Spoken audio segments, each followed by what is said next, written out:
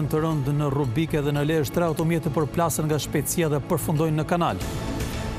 Policia konfirmon se zjarri që shkrumboi 2 katet e një pallati në Pogradec dje erdhi nga shkëndijat e Oxhakut, bashkia ofron streh banorëve. Festa e fundvitit sjell fluks të lartë në të gjitha pikat kufitare në vend. Brenda një jave kanë hyrë në Shqipëri mbi 250.000 persona. Policia shton sportelet dhe kontrollet.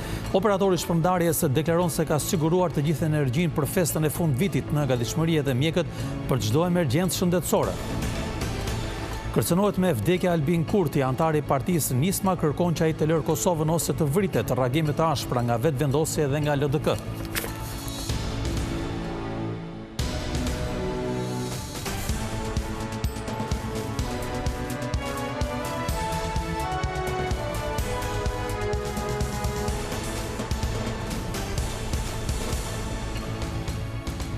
Mirëdita, do jemi së bashku me lajmet e drekës këtu në televizionin kombëtar Vizion Plus. Një iri humbi jetën sot në mëngjes si pasojë e një aksidenti të rëndë që ndodhi në Rubik.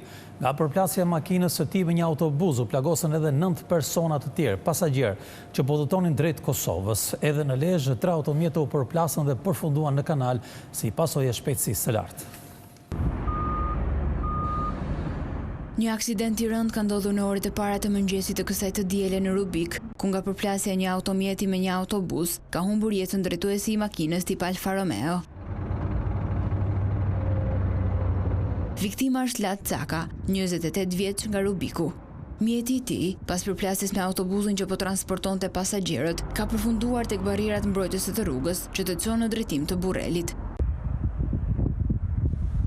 Nga aksidenti mbeti i plagosur edhe shoferi i mjetit tjetër, si dhe 8 prej pasagjerëve që po udhëtonin drejt Kosovës. Të gjithë ata u dërguan me urgjencë në spital ku morën ndihmën e parë mjekësore. Policia ka marrë disa dëshmi për ngjarjen, ndërsa dyshohet se shkaku i përplasjes mund të jetë bërë shpejtësia dhe humbja e kontrollit të shoferit që humbi jetën. Një tjetër aksident ka ndodhur sot, këtë radhë në hyrje të qytetit të Lezhës. 3 automjete u përplasen me njëri tjetrin, duke u shkaktuar lëndime të lehta shoferëve. 2 nga makinat kanë dalë nga rruga dhe kanë përfunduar në kanalin anësor. Edhe në këtë rast, dyshohet se shkaki i aksidentit ka qenë shpejtësia e makinave.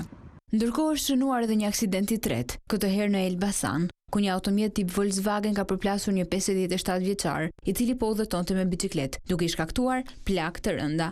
Drejtuesi i mjetit është shoqëruar në komisariat për të dhënë dëshminë e tij në lidhje me rrethanat e ngjarjes. Policia bëri të ditur se numri i aksidenteve në këto ditë shënon rritje për shkak të fluksit të shtuar me ardhjen e emigrantëve për festa. Zjarri që përfshiu dje 2 katet e një pallati në Pogradec shkaktoi dëme të mëdha materiale, ndërkohë që policia konfirmoi se flakët nisën si pasojë e shkëndijave të Oxhakut, ndërkohë autoritetet u ofruan streh dhe banorëve që humbën shtëpitë e tyre. Ndërsa 2 katet e pallatit 5 katësh në Pogradec janë shndërruar në gërmadha, policia bëri të ditur se shkak i rënjes së zjarrit janë bërë shkëndijat e Oxhakut. Hetimet zbuluan se ato janë përhapur në një nga apartamentet që ishte ende në ndërtime sipër në katin e fundit, e pikërisht në disa konstruksione druri në Papafingo.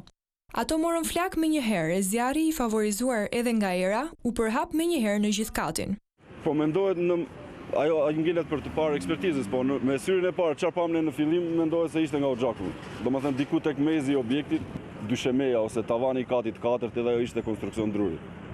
Shefi i shërbimit të zjarfikses shpjegon edhe defektin e ndodhur në një prej autobotëve gjatë tentativës për shuarjen e flakëve. Ajo nuk është një zjarfikse e mirëfillt, është një autobot qumshi i dhuruar nga rezervat e shtetit dhe ne kemi përshtatur duke i vendosur një pompë. Pompa është e viteve 50-60. Gjatë punës, nga që na nevojiteshe në maksimum fuqia, pësoi defekt. Munduan shoferat, po nuk ishte e pamundur të rregullohej ajo. Njëkohësisht ne 2 zjarfikset e tjera i kishim në punë, ato që janë automjete zjarfikse të mirëfillta. Ishin në punë në kapacitetin e plotë. Për fat të mirë nuk ka pasur njerëz të lënduar, por dëmet materiale duken të jenë të mëdha. Banorët janë ende të traumatizuar nga kjo fatkeqësi. Jam në motra, ku do vete më mirë, ku e ndjem? Si morët vesh lajmin? Unë isha në Amerikë. Djali kur më mori në Rina se mora vesh. Di erdha, këtu gjeta shkrumpe i çdo gjë. Autoritetet vendore u kanë ofruar strehim banorëve, ndërkohë që sqarojnë se do të ketë edhe dëmshpërblim sipas ligjeve në fuqi. Vendimi i qeverisë parashikon 50% e vlerës së dëmit dëshpërblet, 50% përballon nga veti dëmtuar. Zjarri i fuqishëm që përfshiu pallatin shkrumboi gjithsej 12 apartamente. Të gjitha pikat kufitare në vend po përballen këto ditë me një fluks të lartë të udhëtarësh, 10 mijëra emigrant po kthehen dhe për vitin e ri, ndërkohë që policia po punon me sportele të shtuara për shmangjen e radhëve. Me ardhjen e festës së fundvitit, fluksi emigrantëve është në rritje. Në 2 pikat kufitare me shtetin grek, Kapshtis dhe Kakavi, lëvizjet janë shtuar, ndërkohë që policia ka marrë masa për të shmangur radhët e gjata në hyrje. Vetëm këtë javë, në këto pika doganore kanë hyrë më shumë se 250.000 shtetas dhe 70.000 automjete. Policia shqiptare dhe ajo greke po punojnë për të mos krijuar radhë të gjata, si dhe po intensifikojnë kontrollet në mënyrë të hollosishme, me qëllim parandalimin e trafikimit të lëndëve narkotike. Shefi i policisë kufitare në Kakavi, Vizion tregon masat e marra në kufi. Për shkak të këtij fluksi ne kemi përmbushur detyrat funksionale dhe kemi shtuar sportelet në hyrjet e Republikës së Shqipërisë dhe po punojmë me kapacitet të plot. Po zbatohen procedura standarde të policisë kufitare, po bëhen kontrolle në bazë të analizave të riskut me qëllim që të evitojmë çdo lloj fenomeni apo aktiviteti kriminal apo për të vënë para përgjegjësisë penale autorët të cilët do mundohen të shfrytëzojnë fluksin për të kryer krime ndërkufitare. Janë marrë masa dhe nuk do të kemi radhë të gjata në dalje gjatë kthimit të tyre. Edhe në Durrës, autoritetet portuale raportuan fluks të lartë migrantësh që vinin nga Bari, Trieste dhe Ancona. Referuar të dhënave zyrtare, vetëm këtë javë në tokën shqiptare kanë hyrë 27.000 udhëtar dhe 6.000 automjete, duke katërfishuar kështu fluksin, krahasuar me ditët normale. Viti i ri rritë ndjeshëm edhe konsumin e energjisë elektrike, por operatori i shpërndarjes bën të ditur se është siguruar e gjithë sasia e duhur për të mos patur probleme, ndërsa për defektet që mund të lindin, OSHE do të vendos në terren 1.500 personel teknik. Kompania e shpërndarjes së energjisë elektrike OSHE ka siguruar energjinë që nevojitet për konsum në rastin e festave të fundvitit, duke garantuar se nuk pritet të ketë ndërprerje. Drejtori Elton Sevrani në një intervistë për Vizion Plus thotë se gjatë javës së fundit të dhjetorit, deri në datën 3 janar, një numër call center që funksionon 24 orë është vënë në dispozicion, ku çdo abonent mund të kontaktojë për avaritë e mundshme, ndërsa janë në gatishmëri rreth 1.500 punonjës teknik. Duke pasur parasysh edhe faktin që kemi përpara festat e fundvitit, ku ngarkesa rritet për shkak të konsumit të atyre ditëve, janë marrë gjitha masat që kjo sasi energjie të sigurohet nga kompania KSHA, por edhe nga prodhimi i prodhuesve vegjël të energjisë elektrike, përveç numrit të call centrit i cili deri në datën 3 janar është 24 orë në punë, në 3 turne, në dispozicion të plot të klientëve tanë. Në çdo rajon kemi numra të tjerë kontakti që të sigurojmë një komunikim të vazhdueshëm. E gjithë energjia aktualisht sigurohet nga prodhimi vendas, nga korporata elektroenergjetike si dhe nga hecet private. Kontratat e importit janë anulluar, ndërsa në janar për shkak të uljes së parashikuar të temperaturave, pritet një rritje e konsumit, e përjedhoi OSHE do të rikthehet në treg për import. Ne mendojmë që mund të rifillojnë gjatë muajit janar, por gjithçka varet nga prurjet në kaskadën e Drinit dhe nga furnizimi që KSHA do të garantojë. Por 2019 mund të konsiderohet një vit i vështirë për energjinë për shkak dhe të thatësirës. Ky vit ishte njësoj si ai 2017-s, ku fondi për import të energjisë është tejkaluar, duke cënuar investimet e reja të kompanisë. Viti 2019 në një vlerësim të përgjithshëm është një blerje në treg paregulluar diku rreth 160 milion euro pa TVSH, rreth 70 milion mbi planin dhe mbi buxhetin e parashikuar në fillim të vitit. Kjo sasi financiare, kjo vlerë financiare ka cënuar fondin e investimeve duke e reduktuar në masë konsiderueshme dhe duke lejuar kompaninë që të shpenzojë vetëm për mirëmbajtjen e rrjetit. Thatësira gjatë e këtij viti është edhe një nga shkaqet që dha ndikim negativ në prodhimin e brendshëm bruto, duke të kurrur rritjen ekonomike në 6 mujorin e parë. Edhe Ministria e Shëndetësisë ka bërë gati planin e saj për t'ju përgjigjur në kohë çdo problemi shëndetësor që mund të kenë njerëzit gjatë fundvitit. Përveç shërbimit të urgjencës, ekipet të posaçme do qëndrojnë në pranë vendeve ku janë vendosur familjet e prekura nga tërmeti. Ndërrimi i viteve dhe ditët në vazhdim ka lënë në gjendje gatishmëri ekipet e bluzave të bardha. Për t'u përgjigjur në kohë çdo urgjencë shëndetësore, të gjitha spitalet dhe urgjenca kombëtare janë në shërbim të qytetarëve përgjatë 24 orëve. Në intervistën e dhënë për Vizion Plus, Ogerta Manestirliu, ministre e Shëndetësisë dhe Shërbimit Social, i jep detaje se si janë të shpërndara në terren ekipet mjekësore. Përforcime të shtuara për sa i përket autoambulancave në pikat ku ka dhe ku do të ketë grumbullime, që tashmë janë pikat të njohura, si në Tiranë, në sheshet kryesore, që sheshin Nën Tereza, sheshin Skënderbej, në sheshet kryesore të qyteteve do të ketë autoambulancë të cilat do të jenë të pajisura me ekipe mjekësore dhe gjithashtu me të gjitha pajisjet të shpëtuese. Spitalet do të jenë të përforcuar në mjek dhe infermier, urgjencat gjithashtu janë të përforcuara, masat janë marrë gjithashtu edhe për gjithë sallat e kirurgjisë së urgjencës që mund të ketë flukse të shtuara. Ekipet nuk do të mungojnë për asnjë rast edhe në hotelet apo kampet me çadra ku janë strehuar banorët e prekur nga tërmeti nëntorit. Në gjithë strukturat akomoduese për të prekurit nga tërmeti, të cilët vijojnë të jenë aty rezident pra në hotele, ne do të vijojmë të kemi një shërbim shëndetësor 24 orë edhe për gjatë festave për të siguruar një mbulim maksimal me shërbime shëndetësore. Masat e marra përfshin edhe barnat shtesë nëse nevoja do ta kërkojë dhe listën e mjekëve në pritje në rastin e ndonjë emergjencë. Urgjenca kombëtare mjekësore që organizon gjithë shërbimet në terren nëpërmjet numrit tashmë unik 127 dhe i cili koordinon jo vetëm për marrjen e shërbimeve dhe vënien në dispozicion të strukturave në territor, por gjithashtu edhe me spitalet për të siguruar që rastet që referohen në spital të marrin gjithë përkujdesin e nevojshëm. Për t'u përgjigjur në kohë kërkesave të qytetarëve deri në zonat më të thella të vendit, njësia e helikopterëve është në gjendje gatishmërie.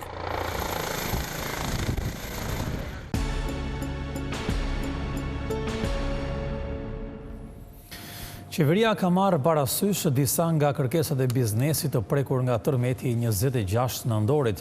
Ministria e Financave sqaroi se në 3 qarqet ku është shpallur gjendja e fatkeqësisë natyrore janë pezulluar kontrollet dhe gjobat, e po ashtu do të ketë edhe afate të reja për shlyerjen e pagesave tatimore.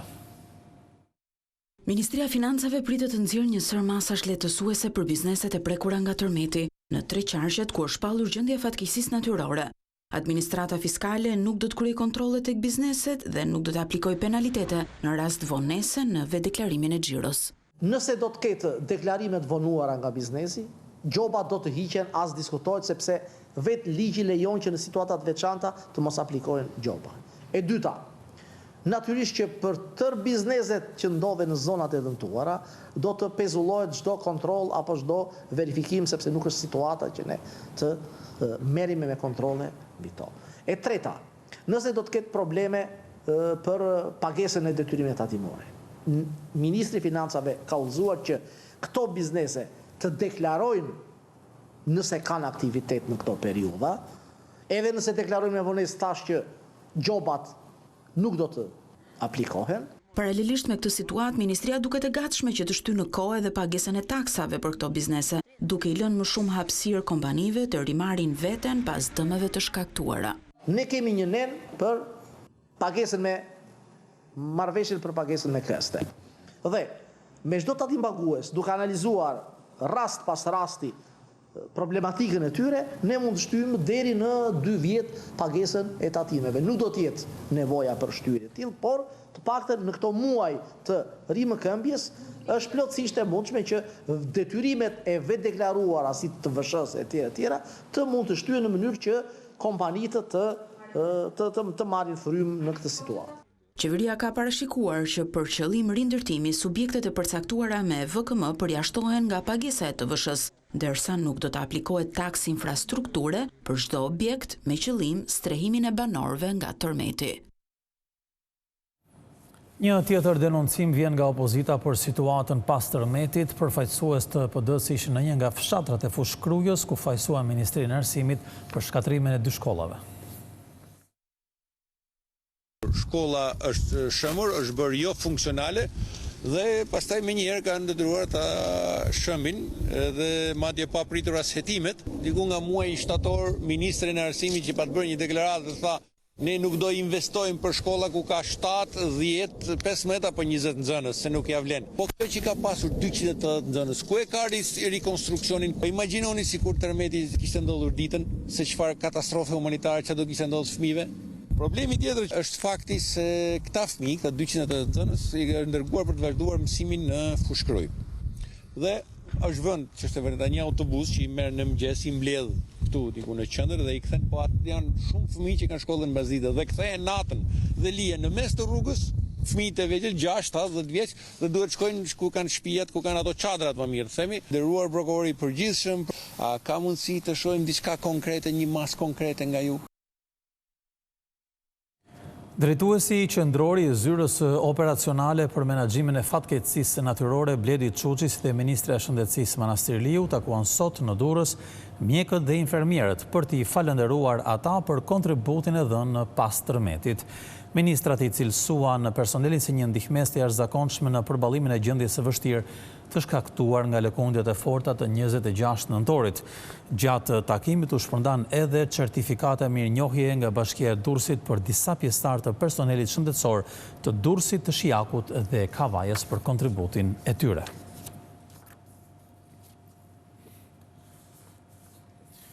Përfaqësues të opozitës po zhvillojnë një seri takimesh në disa rrethe me biznesin e vogël dhe ato të mesëm. Shqipëria sipas tyre po kalon një tërmet të vërtet ekonomik, pasi mirat sipërmarrës po mbyllin punën si pasojë e politikave të gabuara të qeverisë Rama.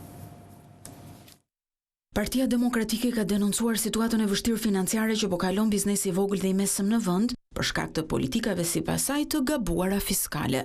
Kreu i shoqatës së biznesit të vogël, Albert Nasto, thotë se janë me mira sipërmarrje të mbyllura ndër vite, ndërsa goditja më e madhe sipas tij do të vijë nga ligji i fiskalizimit, çka e konsideron atë një barë të rënd fiskale.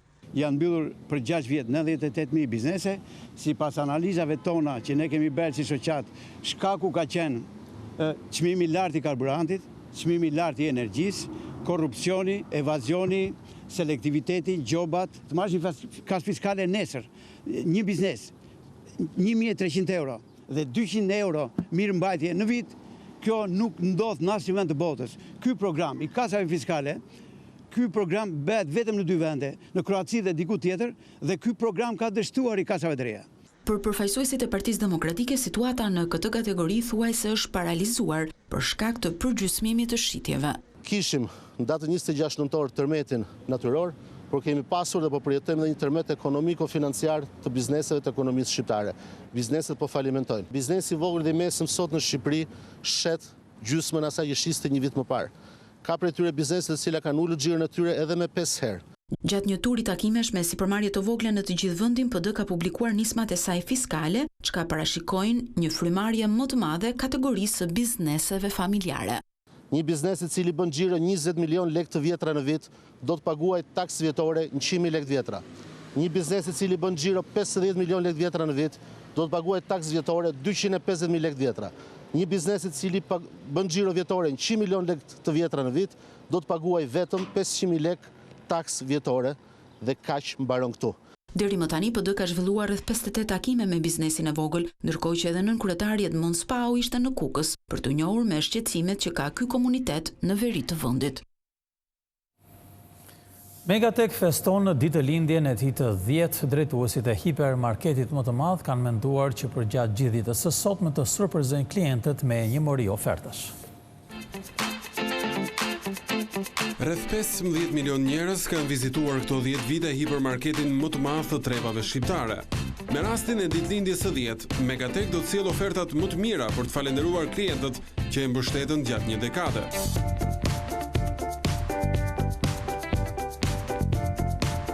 Festa do të shoqërohet me ulje, duke filluar nga -30% deri në 65% për afro 62.000 produkte të Megatek. Ofertat do të zgjasin vetëm një ditë, nga ora 7 e mëngjesit deri në orën 22 të mbrëmjes së ditës së diel. Në këto 10 vite, mbi 15 milion vizitorë na vizituan dhe na dhanë mbështetjen e tyre për të arritur këtu ku Megatek është sot. Këto çmime nuk do t'i gjeni më as në 10 vitet e ardhshme. Kjo është dhurata që Megatek ka përgatitur në shej falënderimi për të gjithë konsumatorët dhe klientët e kësaj në këto 10 vite. I gjithë hipermarketi Megatek dhe stafi do të jenë në dispozicion të klientëve.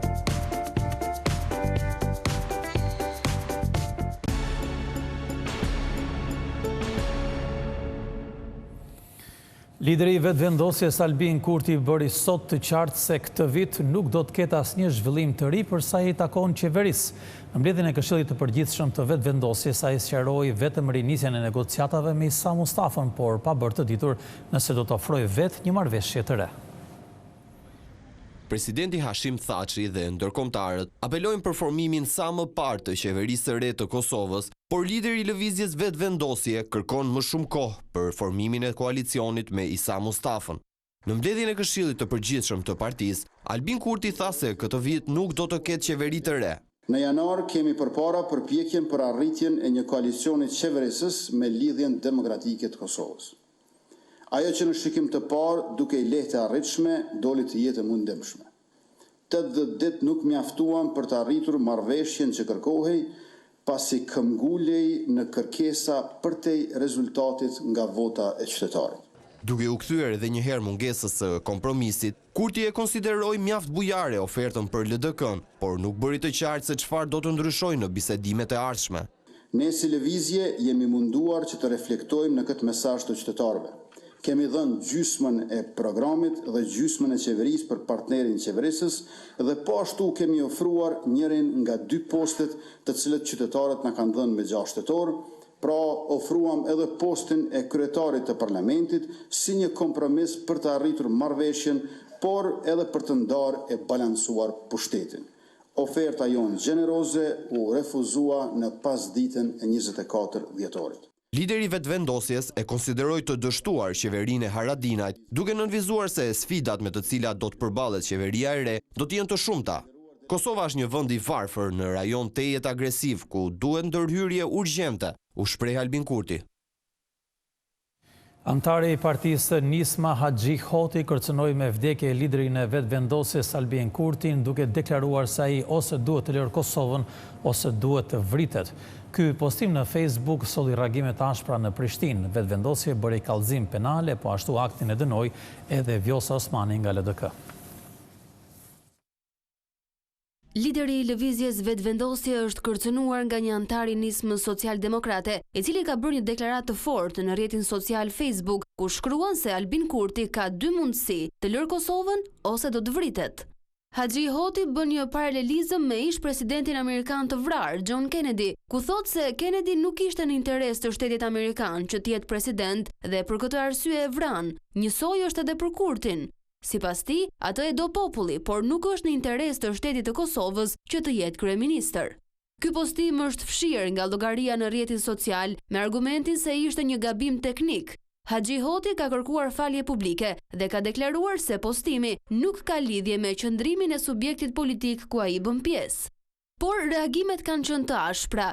Lëvizja vetëvendosje ka dorëzuar një kallëzim penal pranë autoriteteve përkatëse dhe ka deklaruar se rasti ka rrethana rënduese për shkak se kërcënuesi është pjesë e listës së kandidatëve për Kuvendin e Republikës nga një parti e koalicionit PAN të shquar për keqqeverisje e kapje të shtetit. Zëdhënësi i Policisë së Kosovës, Daud Hoxha, ka konfirmuar se Haxhi Hoti është arrestuar dhe me urdhër të prokurorit do të mbahet në paraburgim për 48 orë. Deputetja e Lidhjes Demokratike të Kosovës, Vjosa Osmani, e ka konsideruar rastin si reflektim të një sistemi të dështuar të drejtësisë. Po kështu, por larg rrjeteve sociale, kërcënonin edhe me njëherë pas luftës, duke nxitur urrëtie e vëllavrasje. Mjaft më, shkruan Osmani në Facebook. Kryetari i Aleancës për Shqiptarët në Maqedoninë e Veriut, Zjedin Sela, e konsideron në mini Schengenin ballkanik një skandal të vërtet dhe pa drejtësi që i hap rrugë ndikimit rus në rajon. Sipas tij, Edi Rama në Tiranë duhet ta di se nisma të tilla duhet të kalojnë vetëm nga Prishtina dhe jo nga Beogradi. Disa nga liderët politik në Maqedoninë e Veriut nuk e duan iniciativën e Schengenit ballkanik. Kreu i Aleancës për Shqiptarët Zjedin Sela, duke sjellë në vëmendje zhvillimet më të fundit në Tiranë dhe në Ohër, tha se projekti është një skandal dhe padrejtësi për të gjithë rajonin. Ndjemi zhgënjur si besoj çdo shqiptar që jeton në këtë botë, s'po e ndaj në këto 3 vende ose 5 vende ose në të gjithë botën. Sepse kjo mendoj që shqiptarët i ka bërë që të jenë këto veprimet e fundit, sidomos dhe deklaratat e kryeministit të Shqipërisë, ka bërë që shqiptarët flasin me veten dhe ndihen të irrituar me drejtë. Lideri i Aleancës për Shqiptarët I kujtoi gjithashtu kreut e ekzekutivit shqiptar se projektet për rajonin nuk duhet të nisin nga Tirana dhe Beogradi, por nga Prishtina. Unë mendoj që çdo nismë rajonale që do të nisë duhet të shkon nëpërmjet Prishtinës sot. Dhe as nëpërmjet Tiranës, dhe as nëpërmjet Shkupit, dhe as nëpërmjet çfarë do kryej qyteti në rajon. Ziadin Sela e konsideron bashkëpunimin rajonal në kuadër të Schengenit ballkanik si rrugën më të lehtë që Rusia të ulet këmbëkryq në rajon. Faktori politik shqiptar bëri kompromis edhe me veten e tyre dhe la shumë nga vetja e tyre në mënyrë që të arrihet ky qëllim. Dhe tani nëpërmjet kësaj nisme rajonale të mini Schengenit unë po shoh që jo vetëm që s'po largohet Rusia, po nëpërmjet Serbisë po na vjen dhe po na ulet këmbëkryq në mes Tiranës, edhe në mes Shkupit, edhe në mes gjithë rajonit. Edhe partitë e tjera shqiptare në Shkup janë shprehur kundër Schengenit ballkanik, duke quajtur atë të pakuptimt në një kohë kur fqinji serb nuk e njeh Kosovën si shtet. Nga data 3 janar, Maqedonia e Veriut do të ketë qeverinë teknike që do të punojë deri në zgjedhjet e parakohshme të 12 prillit. Por kryeministri Zoran Zaev kundërshtoi kandidaturën e opozitës për ministrin e Brendshëm, duke thënë se ai vjen nga radhët e ushtrisë. Kryeministri I Maqedonisë së Veriut Zoran Zaev dhe lideri I VMRO-DPMNE-s opozitare Hristijan Mickoski nuk kanë arritur të gjejnë gjuhën e përbashkët për emrat që do të përfaqësojnë qeverinë teknike, e cila nis më datën 3 janar dhe do të zgjas deri më 12 prill. Lidhja Socialdemokrate, partia më e madhe në pushtet, vendosi që ministri I Rendit Oliver Spasovski të drejtojë ekzekutivin. Sipas marrëveshjes së njohur të Përzhinës, 100 ditë para zgjedhjeve, kryeministri jep dorëheqjen. Formohet qeveria teknike në krye të së cilës vjen një përfaqësues I pushtetit, ndërsa opozitës I lihet posti I ministrit të Brendshëm dhe I çështjeve sociale, si dhe disa zëvendës ministra. Por Zaev nuk është dakord me propozimin e opozitës për ministrin e ri të Brendshëm teknik. Ministri I Brendshëm teknik vjen nga radhët e ushtrisë dhe këtu duhet të bëjmë një vlerësim nëse është kundër kushtetutës. Prandaj duhet të dëgjojmë më parë nga ekspertët. Për herë të parë dëgjoj për ministrin e ri. I thash më parë Mickoskit se do të informohem se kush është, karriera e tij, ku ka shërbyer dhe më pas do t'i kthej një përgjigje. Nuk e kam iden kush është ky njeri. Prandaj kemi kohë edhe disa ditë të diskutojmë.